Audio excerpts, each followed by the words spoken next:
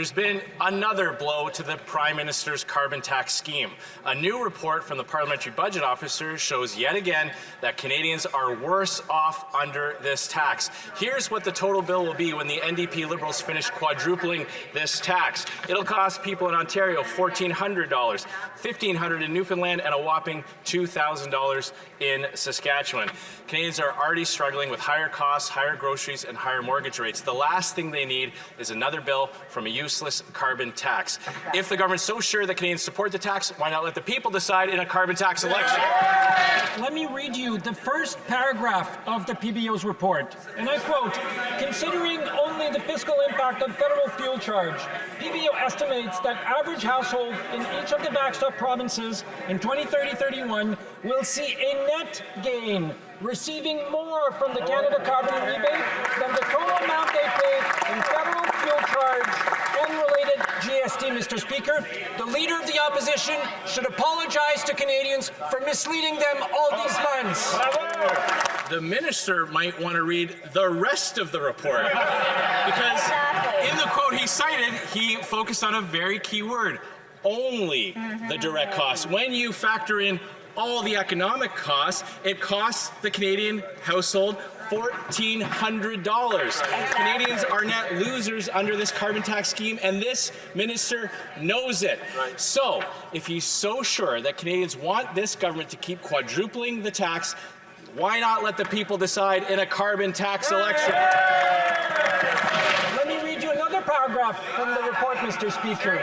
Moreover, in 2030-31, for all backstop provinces, we estimate that the average household in each income quintile will see a net gain, except for average household in the highest income quintile, Mr. Speaker. You know what the Leader of the Opposition is doing? He wants to take money away from the middle class and poorer Canadians to protect his rich CEO friends. That's what he's doing, Mr. Speaker. New PBO report, same results. Canadians pay more into the carbon tax scam than what they get back in phony rebates. An average Albertan family will pay nearly $2,000 in carbon taxes after this radical Liberal NDP government quadruples the carbon tax. That's why 10 provinces oppose the carbon tax scam. They know it's like the Prime Minister and not worth the cost. If they're so sure about this carbon tax scam, why not call a carbon tax election now so Canadians can decide to axe the tax for good? That's right. Call it now. I think everyone in this House and Canadians watching should take everything this finance critic says about the economy with a big grain of salt, Mr. Speaker. It is this finance critics that told us that if we paused our federal taxes, people in this province could save $1,000 without telling them that they'd have to drive from the North Pole to the South Pole, Mr. Speaker, to benefit from those wonderful savings. So I think we should all be very, very careful with what he says about the economy in this House, Mr. Speaker. We won't take any lessons from that minister who let Jasper burn because of his incompetence. I'll send him over a copy of that PBO's report with some diagrams and some pictures so maybe he can understand, and flip over to page 19, table 3, that clearly shows a majority of Canadians pay more into this scam than what they get back in these phony rebates. That's right. 2 million Canadians are going into a food bank in a single month. 1 in 4 Canadians are skipping meals because of their carbon tax scam. If they're so sure about this carbon tax scam, let's go to a carbon tax election now so Canadians can kick this costly carbon tax coalition to the curb for good. That's it. Call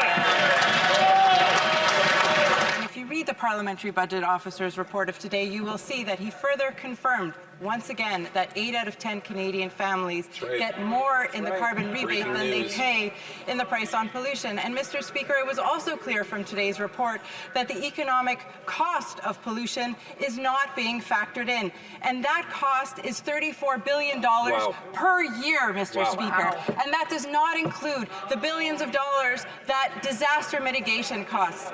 Every time there's a disaster in this country, it costs Canadian taxpayers. We are there in order to take climate action. Hear, hear. Well, once again, Liberal logic is on display and their math doesn't add up. It seems the Liberals have a hard time with basic concepts like, reality or how money works. So let me make this really simple. Table 3 on page 19 of the PBO report shows what the cost of the carbon tax is. And I can send the minister a copy. The PBO says Canadians are paying more in carbon tax and GST on top of the carbon tax than they get back in rebates. And the reality is people have less money to pay for food, fuel, and home heating. Enough is enough. Will the Prime Minister call a carbon tax election? Enough is enough. 300 economists have said it. The pay rich more, the rich pay more, middle class Canadians pay less. Everyone gets the same rebate.